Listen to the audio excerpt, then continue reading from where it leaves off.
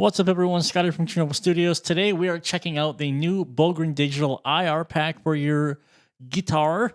The IR pack of choice today is from Tue Madsen. Tue Madsen, if you happen to be watching, how's it going? Hope you're doing well. Your IR pack is fucking awesome. The review is over. You can go now.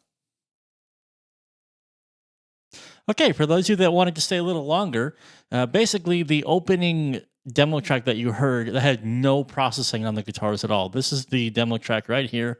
We're looking right at it. There we are. That's all we have. We just have Fort Nameless going into literally the first IR, which is called the Cat Flower. And that's it. Done. Like I said, review over. Go buy them. I guess let's listen to them. All right. So what we're going to do here is we're just going to fucking okay. My technique for listening to IRs, and I teach this in Guitar Tone Mastery, is I will just take any amp simulator. I don't care.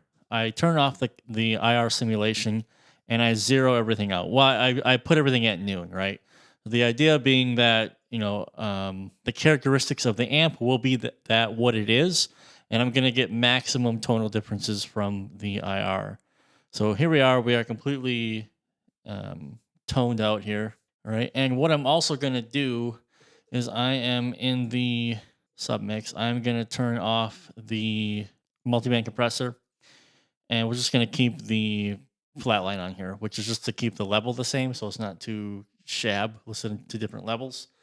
And what you want to do basically is you play you play through a neutral tone stack setting, and then you just switch the IRs. So the IR's Cat Flower, the original, sounds like this.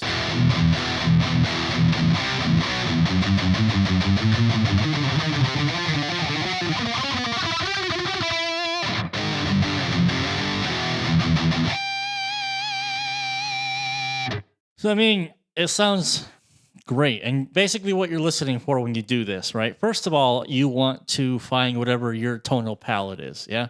So you want to go through the IRs and you go, ooh, I like that one, or I don't really like that one. That's the first thing that you should really be doing. The second thing after you do that is you want to understand, does the IR have the balance that you want? Meaning, does it have the low end that you want? Does it have the presence or the high end, and so on and so forth?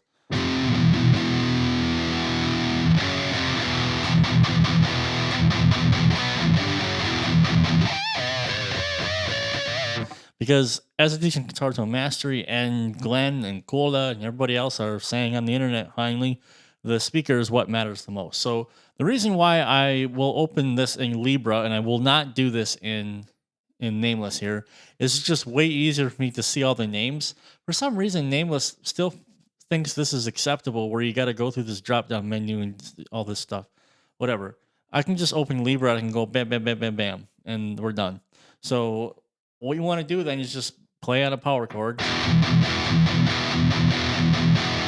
and start going through the IRs.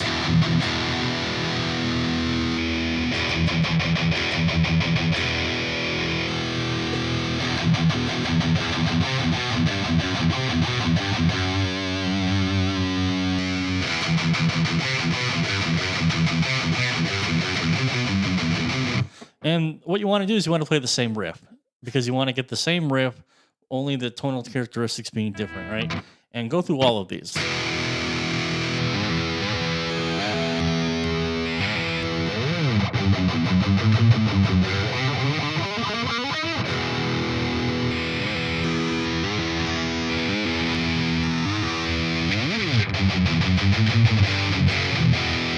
Scamp is pretty cool.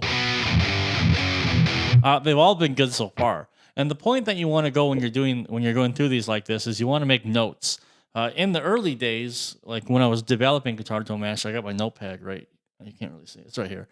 I would go IR by IR, and I would write adjectives, what it sounds like. So I could really get used to listening to the sound of the speaker through the microphone that it's being played, so that I could start to envision, if I have a guitar sound in my head, I can visualize what that looks like. Now, the cool thing about what Tue Madsen has done here is we have no idea what to use. It's aggro, bite me, Ucraft, aggressor, no clue whatsoever what they are.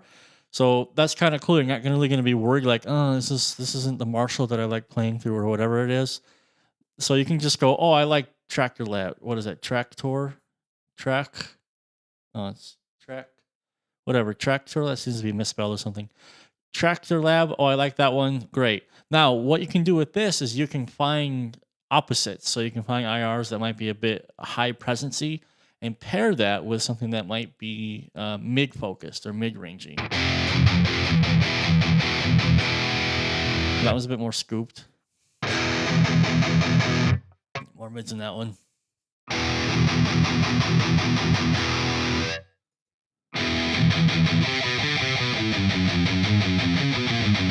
So now that one, it goes right into the type of sound that I tend to like.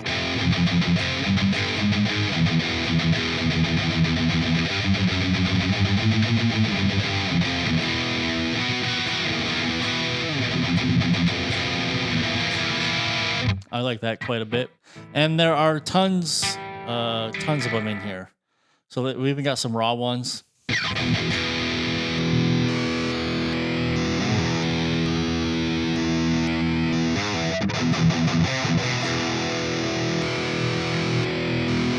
Furry top. Well done, too. I see a man of the 80s.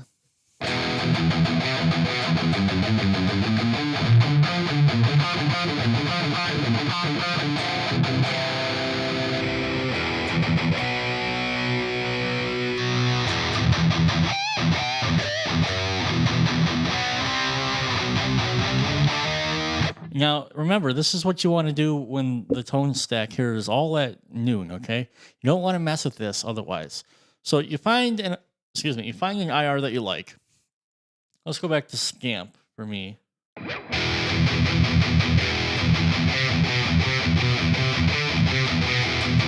So it seems rather scooped, presency with a lot of low end. So what we're going to do now is we're going to go to the next channel here, all right? I'll deselect the original one because that's the one we're going to keep. Now I want to find one that is a bit more throaty. Nice, Glenn. Mid-range. How about that one?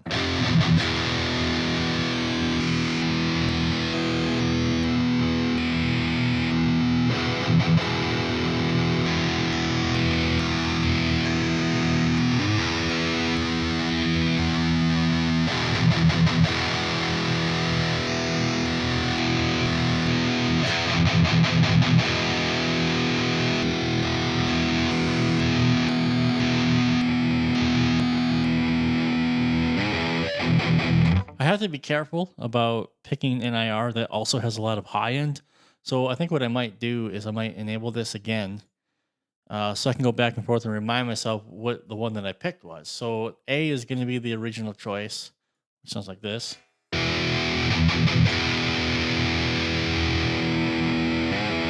Okay, darker. So for example, you get both like this.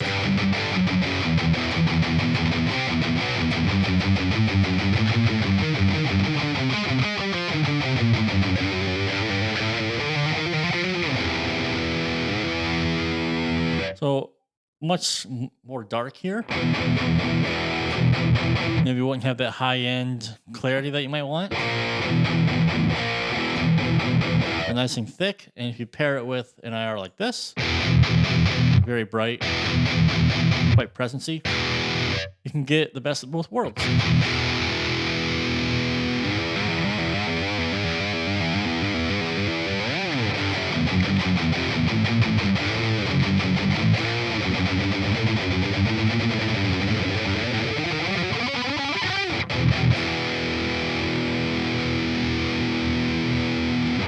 And you're pretty much 95, 96% of the way there. The reason why you do all this work with the speaker is so then you can be like, you know what? It's still a little dark.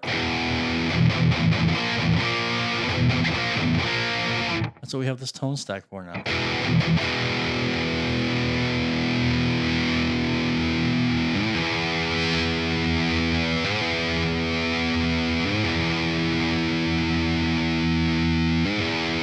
There we go.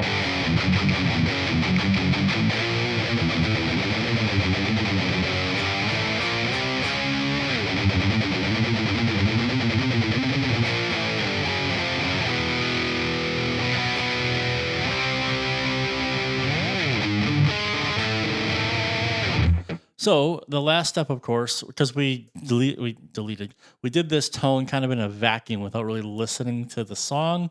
We can now go back and put it into the song here, which we probably should. And I have no idea how this is going to sound. Let me get this stuff back going here. No clue if this is going to work out. We might need to change stuff on the fly here, but let's see.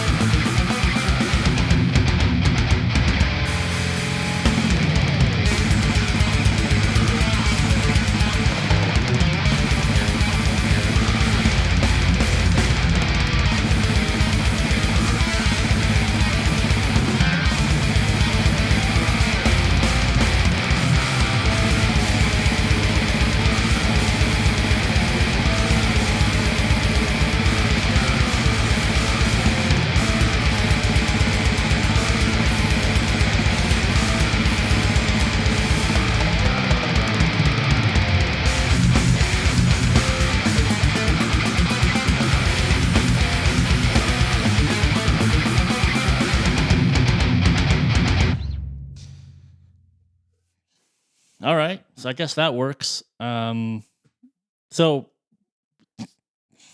what would I do to the guitar at this point? I mean, not much. This is the same thing you've seen me do 100 bazillion times on this channel. Literally, because I'm playing standard tuning, by the way, so this is going to be maybe even upwards as far as 110, who knows. Come on. But now the big question is going to be how much we're going to high pass this. Or low pass this, sorry, high cut. Let's have a listen real quick.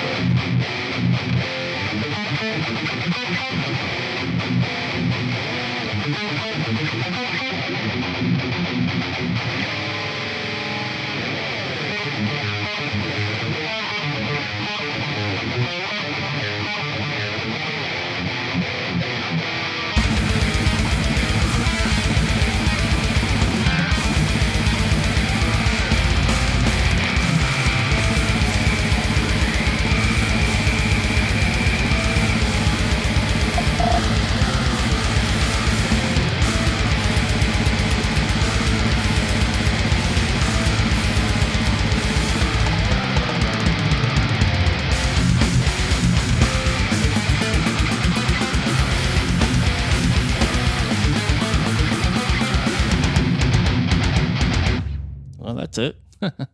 That's doesn't get much easier than that. That would be literally all I would do.